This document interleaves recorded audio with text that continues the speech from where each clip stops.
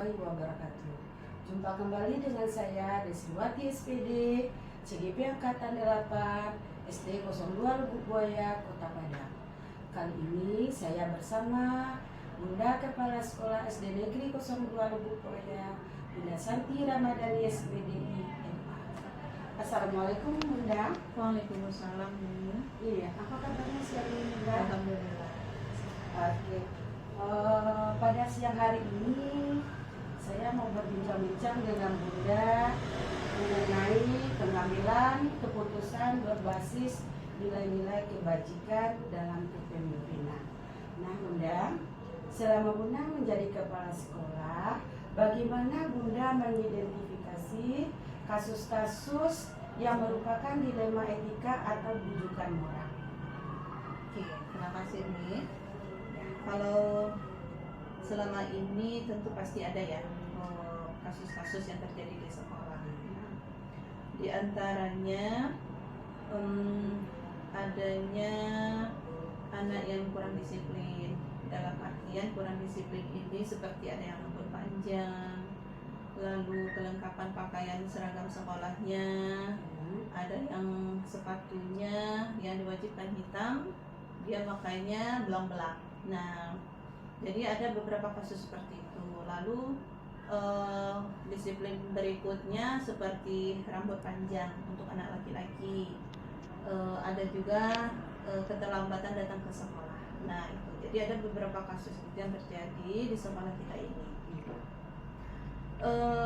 Lalu dari kasus yang ada tersebut, kita mengidentifikasi bahwa hal ini terjadi baik itu dari faktor diri anak itu sendiri dan juga ada dari faktor orang tua, karena sebagian besar dari orang tua wali murid yang di sekolah kita ini mereka bekerja bahkan mencari uang itu mulai dari jam subuh. Nah, dari subuh itu mereka sudah keluar rumah, sehingga pakaian anak-anak mereka ada yang tidak lengkap, jadi mereka tidak tahu. Jadi anak-anak ini berangkat ke sekolah hanya dengan kesadaran sendiri saja, karena sudah jadwalnya berangkat sekolah, mereka berangkat. Nah, sehingga sampai di sekolah itu kebanyakan dari mereka yang orang tuanya mencari uang dari subuh itu memang lebih banyak terlambat datang sekolah dan rambutnya yang panjang. Nah, itu yang lebih banyak kasusnya. Oke Bunda. Nah, bagaimana Bunda menjalankan pengambilan keputusan di sekolah, terutama untuk kasus-kasus di mana ada dua kepentingan yang sama-sama benar atau sama-sama mengandung nilai kebajikan? Oke, jadi cara pengambilan keputusan ini tentu kita merujuk dulu kepada aturan yang ada di sekolah, peraturan dan tata tertib yang harus diikuti oleh siswa. Nah, merujuk pada peraturan bahwa diantaranya anak-anak itu tidak boleh terlambat, anak-anak tidak boleh rambut panjang untuk anak laki-laki. Jadi kita kerjasama dengan majelis guru, terutama dengan wali kelas, kita sampaikan bahwa anak ini rambutnya panjang, sudah waktunya untuk dipotong, sehingga wali kelas mengingatkan bahwa anak-anak harus mengikuti peraturan, diberi waktu untuk pangkas rambut. Nah, jadi tidak saat itu saja, jadi diingatkan dulu bahwa ini sudah waktunya dipangkas. Jadi kita beri waktu sampai orang tuanya atau anak itu sendiri betul-betul mampu untuk berangkat ke tempat pangkas. Seperti itu. Berarti anak dikasih waktu, bukan langsung diberikan sanksi. Iya, jadi diberi waktu. Oke. Nah Bunda, langkah-langkah atau prosedur seperti apa yang bisa Bunda lakukan selama ini? Ya, jadi peraturan sekolah itu ditetapkan di awal tahun ajaran. Semua siswa dan orang tua sudah mengetahui peraturan sekolah apa saja yang harus diikuti. Ketika melanggar peraturan, apa sanksi yang harus mereka terima. Nah, jadi untuk menyusun peraturan ini itu diadakan rapat antara pihak sekolah, yaitu majelis guru, tenaga kependidikan bersama komite sekolah. Nah, hasil rapat inilah yang dicantumkan atau dituangkan dalam hasil rapat berupa peraturan dan tata tertib sekolahnya seperti itu. Iya, berarti di awal sudah ada kesepakatan yang dilakukan bersama dengan komite sekolah, Iya. guru. Nah, hal-hal apa saja yang selama ini Bu Nunda anggap efektif dalam pengambilan keputusan pada kasus-kasus dilema etika ini? Oke. Nah, kalau yang dianggap efektif untuk pengambilan keputusan adalah yang utama yaitu menjalin komunikasi dengan orang tua, tentunya lewat adanya perpanjangan tangan dari komite, lalu menyampaikan peraturan sekolah kepada siswa. Jadi tidak hanya ketika kasus itu terjadi, namun tetap disampaikan yaitu pada waktu upacara bendera. Jadi ada janji siswa yang harus dilaksanakan oleh siswa. Nah, pada waktu upacara bendera itulah yang paling mudah dipahami oleh siswa. Oke, berarti tiap hari Senin anak-anak mengulang janji siswa ya, Iya. Bun? Oke, bagus sekali ya, Bun ya.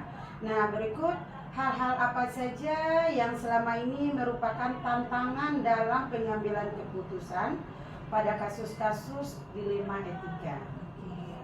Jadi kalau untuk tantangannya itu rasanya bukan pula tantangan besar, namun memang ada setiap keputusan atau apa saja yang kita jalankan pasti ada tantangan. Namun ini bukan tantangan besar. Jadi yang selama ini kita rasakan adalah adanya beberapa orang tua dan siswa, nah, yang kurang menyadari bahwa itu merupakan peraturan sekolah. Jadi ya kita tidak bisa juga menyalahkan mereka karena tentu bisa jadi peraturan itu belum mereka pahami sepenuhnya. Nah, jadi hanya seperti itu. Jadi kurangnya kesadaran dari siswa dan orang tua terhadap peraturan sekolah. Berarti ada sebagian kecil ya, Bunda, Sebagian yang kecil tidak memahami aturan peraturan Ya, sekolah. jadi tugas guru dan tenaga kependidikan di sekolah itu mengingatkan bahwa oh ini aturan sekolah harus kita Iya. ikuti. Besok diperbaiki ya nak ya. Iya. Nah, seperti itu. Oke, Bunda. Nah, apakah Bunda memiliki sebuah tata kelola atau jadwal tertentu dalam sebuah penyelesaian kasus dilema etika? Nah, apakah Bunda langsung menyelesaikannya atau memiliki sebuah jadwal untuk menyelesaikan? Nah, dalam bentuk apa atau prosedurnya seperti apa itu, Bunda? Oke. Jadi kalau sebuah kasus itu terjadi, kita tidak ada jadwal tersendiri, tidak ada jadwal khusus. Jadi kalau kasusnya terjadi diselesaikan saat itu. Dalam artian penyelesaiannya itu belum maksimal di hari yang pada saat kasus terjadi, maka diberikan waktu untuk penyelesaian beberapa hari berikutnya. Karena bisa jadi contoh kasus tadi siswa laki-laki yang rambutnya panjang, tentu tidak bisa saat itu dia langsung kita berikan izin untuk pangkas rambut. Kita berikan waktu sampai dia betul-betul mampu, dalam artian pergi pangkas itu kan perlu biaya juga. Nah, barangkali orang tuanya tidak memiliki biaya saat itu, maka kita tetap memberikan waktu untuk menyelesaikan. Nah, lalu kalau jadwal khusus pun juga tidak kita punya. Nah, ketika kasus itu terjadi, kita masih menggunakan janjang naik batanggo turun. Nah, dalam artian ada wali kelas yang memiliki peran utama untuk menyelesaikan terlebih dahulu. Ketika wali kelas sudah memberikan waktu, namun si siswa ini masih belum menyelesaikan masalahnya, baru diturunkan nanti kepada pihak yang lebih tinggi, artinya mungkin bidang studi. Nah, bidang studi yang berwenang untuk menyelesaikan. Nah, seperti itu. Berarti ada kasus tidak ditunda-tunda, kalau bisa diselesaikan pada saat itu diselesaikan. Iya. Begitu ya, Bunda ya. Betul. Oke. Nah, adakah seseorang atau faktor-faktor apa yang selama ini mempermudah atau membantu Bunda dalam pengambilan keputusan dalam kasus dilema etika? Ya. Jadi kalau untuk penyelesaian masalah atau membantu dalam menyelesaikan masalah, kalau di sekolah kita semuanya melibatkan majelis guru. Ya, majelis guru, tenaga kependidikan, bahkan komite sekolah. Nah, dan yang paling tinggi kita libatkan itu adalah pengawas sekolah. Nah, jadi semuanya itu tergantung berat ringan dari kasus yang muncul. Ya, selagi masalahnya masih bisa diselesaikan oleh majelis guru, maka majelis guru kita minta bantuan untuk menyelesaikan.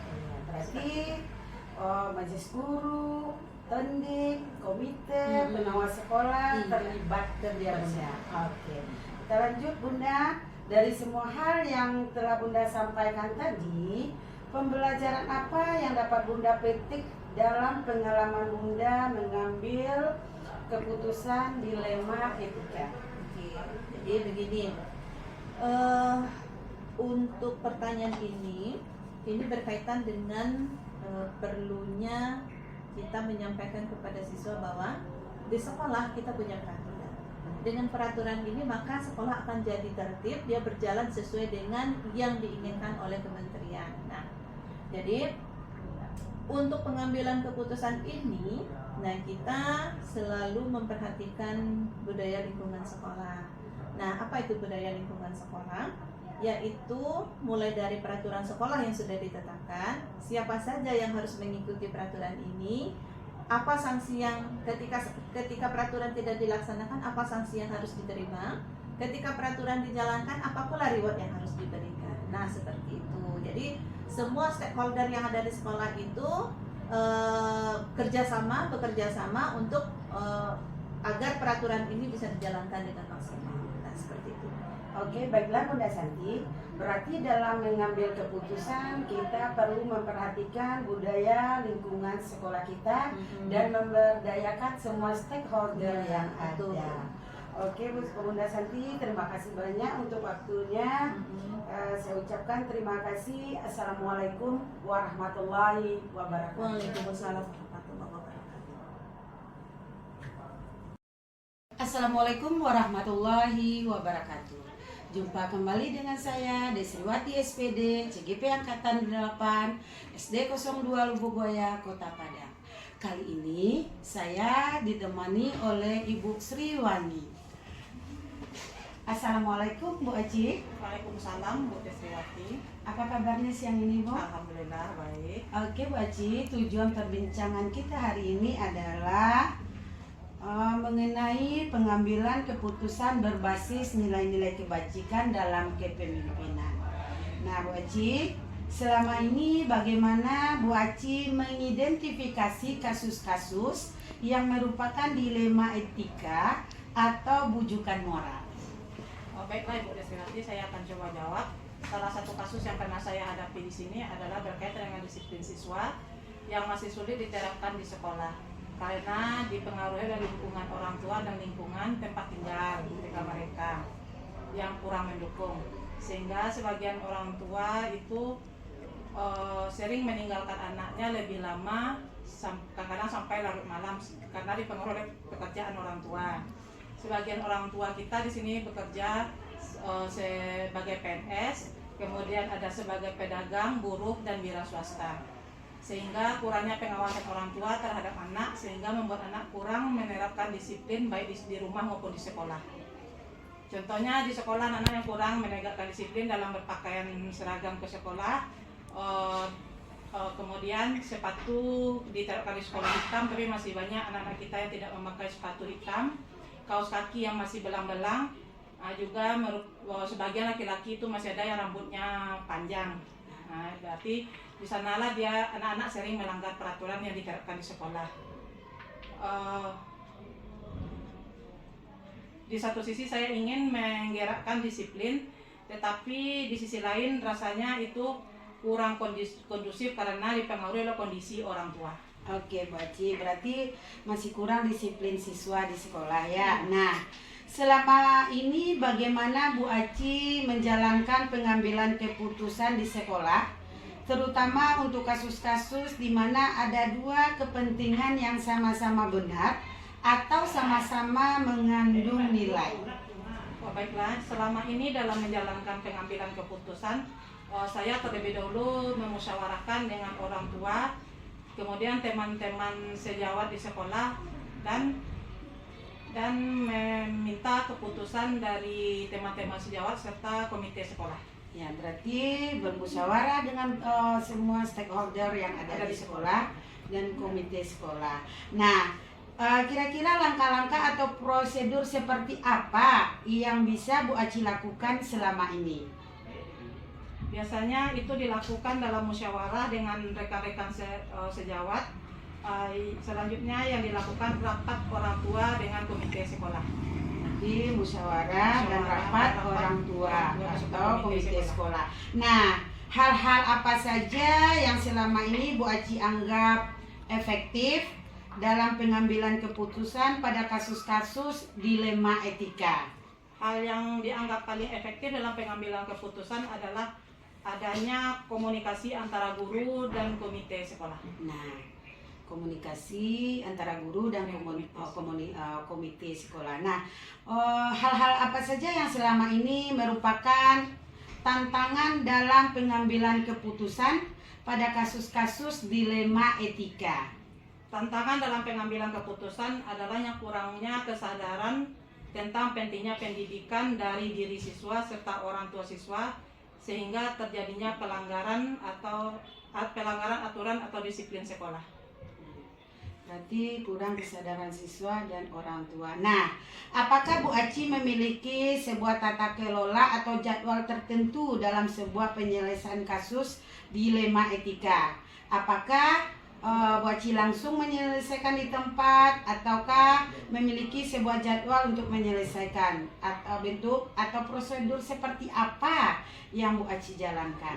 Oh, baiklah, kalau untuk hal ini saya tidak ada jadwal khusus untuk menyelesaikan dilema etika, karena hal ini saya lakukan langsung dengan koordinasi dengan pihak terkait. Iya, berarti setiap ada permasalahan dilema etika langsung diselesaikan ya Bu ya. Nah, adakah seseorang atau faktor-faktor apa selama ini yang mempermudah atau membantu Bu Aci dalam pengambilan keputusan dalam kasus dilema etika? Dalam kasus ini biasanya dalam mengambil keputusan itu saya melibatkan semua majelis guru, kepala sekolah dan komite sekolah. Ya, berarti semua stakeholder yang ada di sekolah dan komite sekolah dilibatkan ya Bu. Nah, dari semua hal yang telah Bu Aci sampaikan, pembelajaran apa yang dapat Bu Aci petik dalam pengalaman Bu Aci mengambil keputusan dilema etika?